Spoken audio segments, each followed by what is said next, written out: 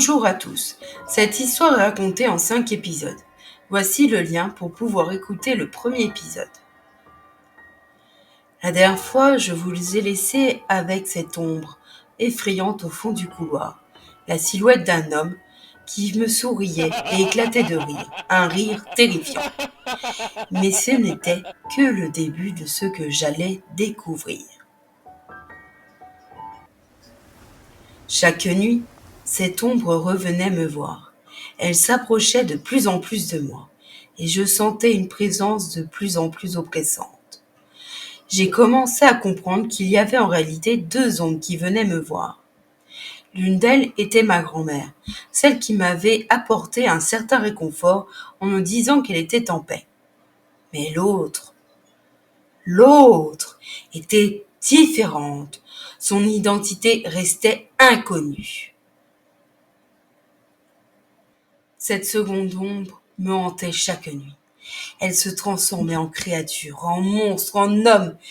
Elle souriait et riait, un rire terrifiant qui résonnait dans ma chambre.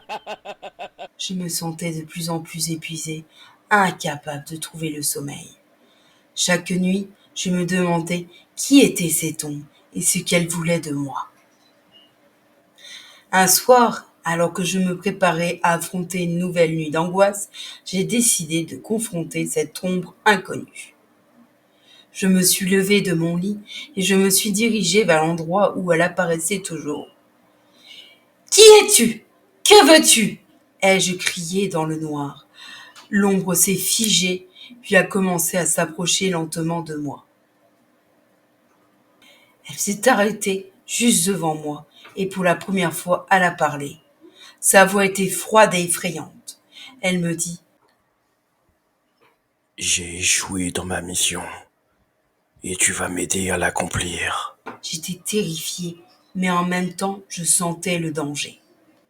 Cette nuit-là, alors que l'entité prenait possession de mon corps, je sentis une douleur intense, comme si mon âme était arrachée de moi. Mes cris se mêlaient à ceux de l'ombre, créant une cacophonie infernale. Je n'étais plus maître de mes mouvements, et chaque matin je me réveillais avec les mains couvertes de sang, sans aucun souvenir de ce qui s'était passé. Un matin, je décidai de suivre les traces de sang qui menaient hors de ma chambre. Elles me conduisirent jusqu'à la cave, un endroit que je n'avais jamais osé explorer. Là, dans l'obscurité, je découvris une série de photos accrochées au mur. Des photos de moi, prises pendant mon sommeil, avec l'ombre à mes côtés, souriant de manière sinistre. Au centre de la pièce, il y avait un miroir ancien, couvert de poussière. En m'approchant, je vis mon reflet, mais quelque chose n'allait pas. Mon visage était déformé, mes yeux étaient ceux de l'ombre. Soudain, le miroir se brisa et l'ombre apparut derrière moi, me chuchotant à l'oreille. « Maintenant, tu es à moi. Ah ah ah ah ah !» Je sentis une main glaciale se poser sur mon épaule et tout devint noir. Quand je repris conscience, j'étais de retour chez moi, mais quelque chose avait changé. L'ombre était toujours là, tapie dans l'obscurité, attendant le moment propice pour reprendre le contrôle. Chaque nuit, je l'entends murmurer mon nom, et je sais que je ne pourrai jamais échapper à son emprise. Elle était devenue une partie de moi, et je suis condamnée à vivre dans la terreur pour l'éternité.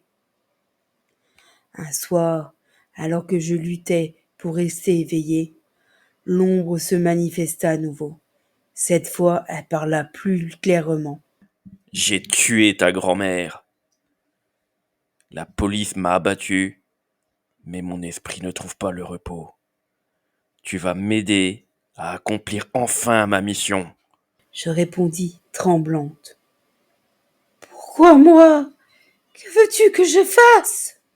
L'ombre sourit, un sourire glacial.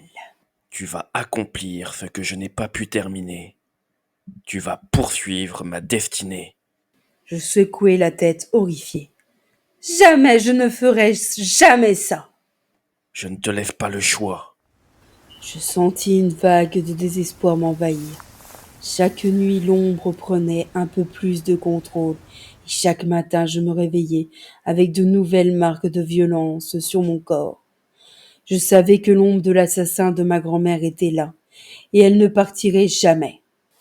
L'ombre poursuivait ma grand-mère de l'autre côté, la tourmentant sans relâche. C'était pour cela qu'il souriait, satisfait de l'avoir tuée. Pour ma grand-mère, c'était un jour d'Halloween sans fin, une terreur qui se répétait jour après jour. Cela faisait 1 an que j'attendais Halloween pour mettre fin au calvaire de ma grand-mère. J'avais réussi à la libérer de l'emprise de l'assassin, mais cela s'était retourné contre moi. Ma cour était en pente, et ce jour-là, alors que je partais faire des courses pour Halloween, je montai dans ma voiture et me rendis compte que je n'avais pas ouvert le portail. Je sortis de la voiture pour aller ouvrir le portail, mais entre-temps, ma voiture descendit toute seule vers moi. Je n'eus pas le temps de réagir et me retrouvai écrasé contre le portail. Je me retrouvais bloqué dans ma propre propriété avec l'assassin. Je vais vous raconter ce que le tueur m'a révélé après ma mort récente dans cette maison.